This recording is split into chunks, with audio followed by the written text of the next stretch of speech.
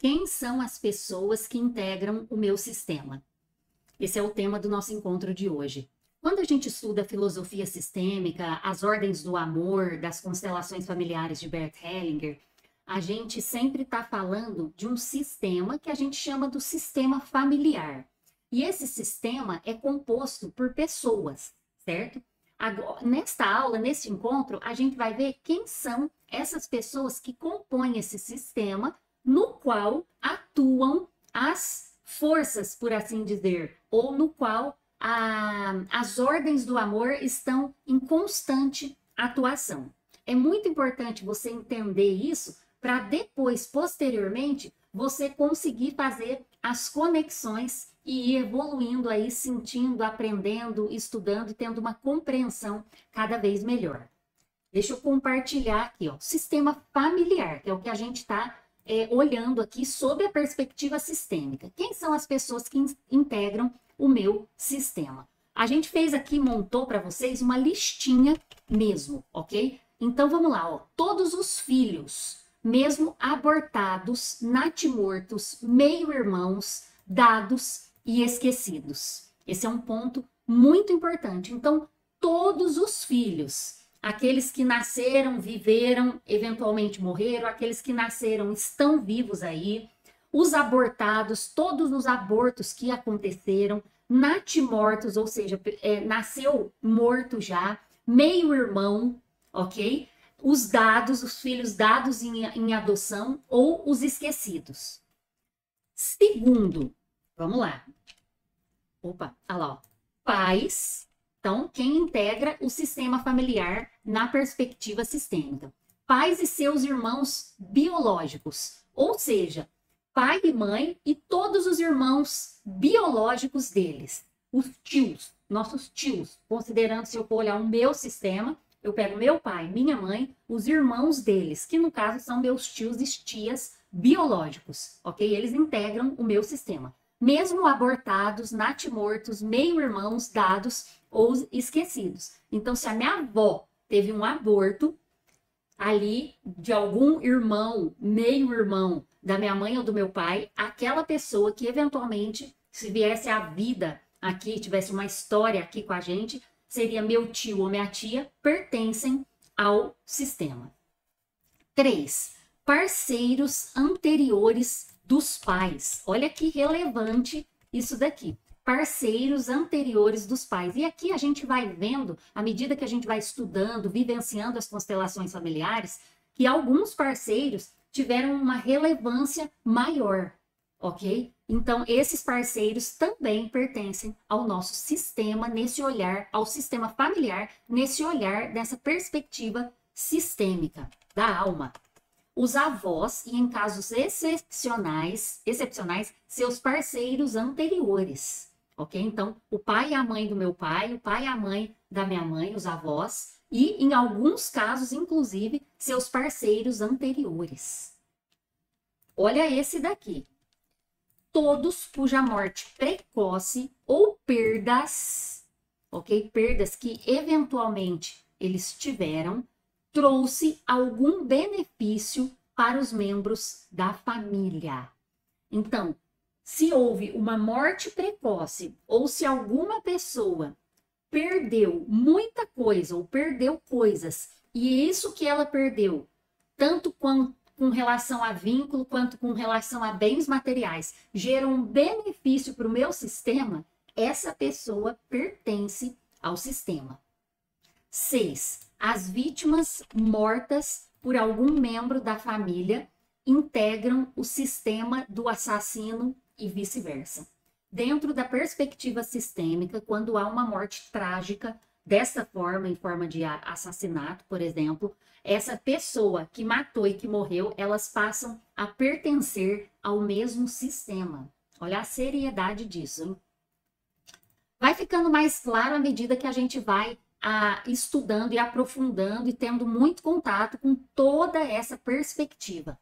Quando alguma família teve alguma vantagem à custa de outra pessoa, essa pessoa pertence à família. Então, a família inteira ganhou porque uma pessoa, mesmo que não seja parente consanguíneo, perdeu alguma coisa. Então, uma vantagem à custa de outra pessoa, essa pessoa passa a pertencer ao sistema. Ok? E a gente olha essa listinha para quê? Para ela facilitar a nossa compreensão. Eu peço aqui nesse processo de aprendizado que a gente está, que você tenha a paciência de ir passo a passo para que esse conhecimento vá se assentando dentro de você, tanto no coração para ser sentido, quanto na mente para ser compreendido, né? Então, olha aqui em relação aos emaranhamentos. O que é o emaranhamento? Quando dentro desse sistema familiar há alguma desordem. A gente chama na perspectiva sistêmica de emaranhamentos.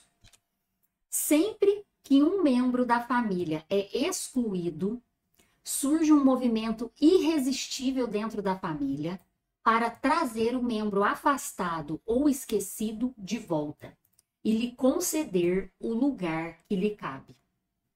Essas são as atuações das forças no sistema.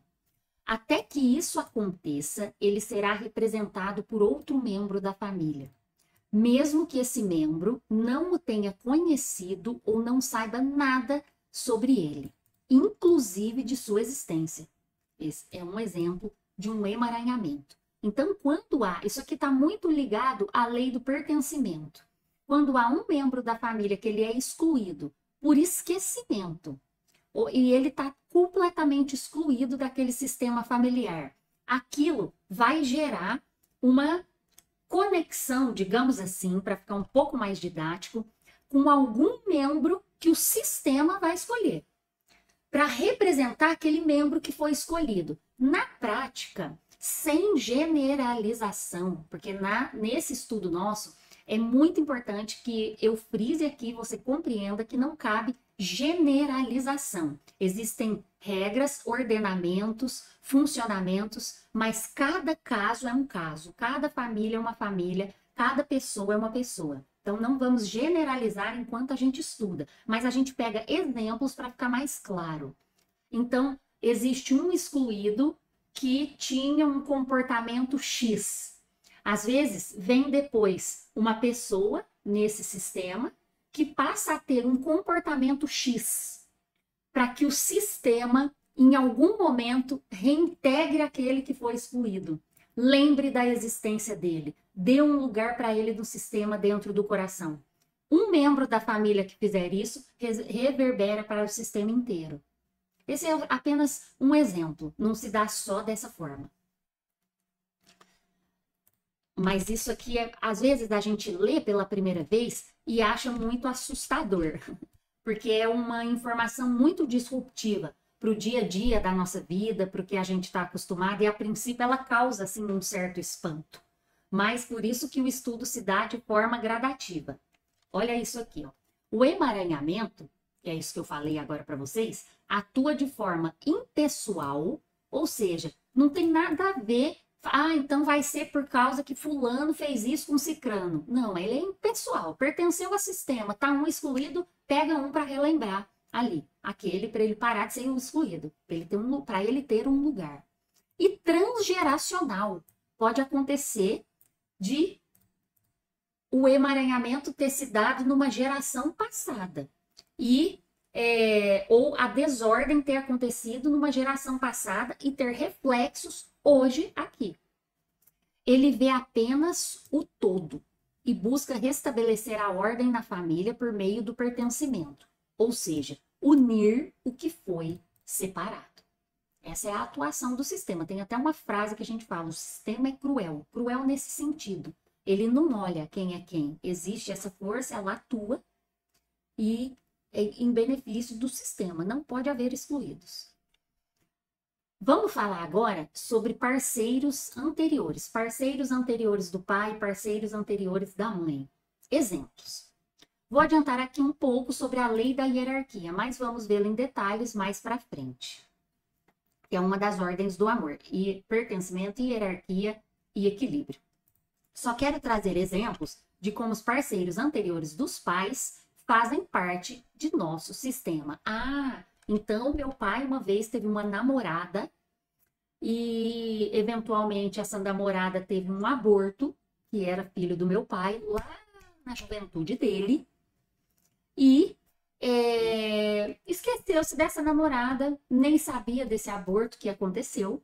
O que acontece? Essa namorada, ela é uma parceira anterior do meu pai. Estou inventando aqui essa história. Ela faz parte do sistema. Até que ela seja incluída, reconhecida na alma, alguém pode vir a representá-la na vida, no dia a dia. Viver como ela vivia, ter características como ela tinha, expressar os sentimentos como ela expressava, uma sensação de abandono, uma raiva por ter sido esquecida, por exemplo. Olha aqui, ó. Quando em uma família ou ambos os parceiros já tiver sido casado ou tiver tido relacionamentos significativos, os parceiros anteriores têm precedência com relação ao posterior. O que é isso? Isso é um pouquinho que eu estou adiantando da lei da hierarquia. Como assim tem precedência? Isso é um reconhecimento de que, nesse exemplo hipotético que eu dei, um pai que hoje tem 65 anos de idade, lá na juventude, quando tinha 25, teve uma namorada, essa namorada teve um aborto, depois eles terminaram, talvez ele nem soube que ela teve um aborto, e cada um continuou o seu caminho.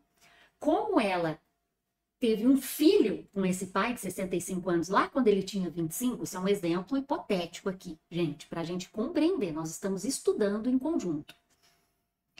Essa mulher é a primeira em relação à esposa desse pai aqui, que está junto com ele há 20 anos, por exemplo.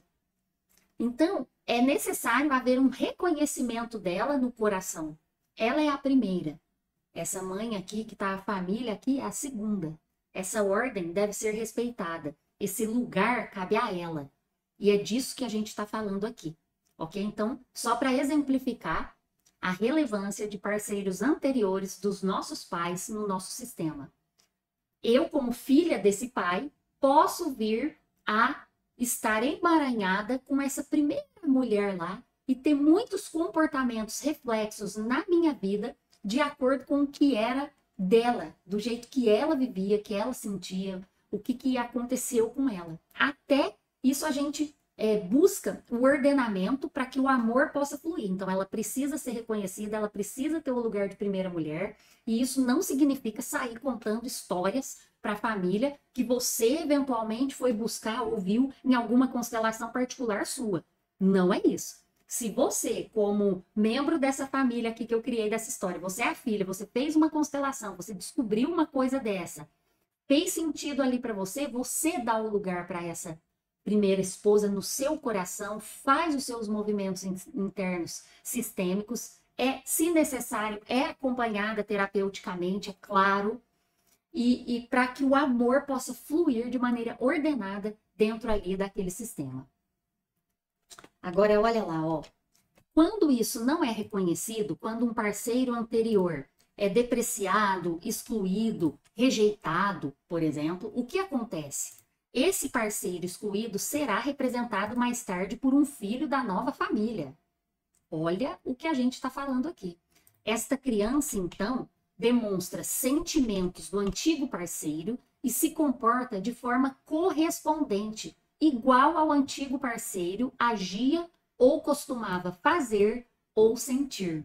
É muito disruptivo, tem que ter um coração bem aberto e calmo para aceitar todo esse conhecimento, digamos assim, ok? Sistêmico, e ele deve ser visto com responsabilidade, comprometimento e profundidade que ele merece. É um estudo para ser feito de maneira gradativa, aliando a prática, a teoria e, se você estiver trabalhando com as suas próprias sombras, os seus próprios desafios, o acompanhamento que você julgar necessário. Olha aqui, ó. Quando uma mulher tem que representar a ex-mulher do pai, aí aqui já está falando um outro exemplo, ela passa a se comportar como esta mulher.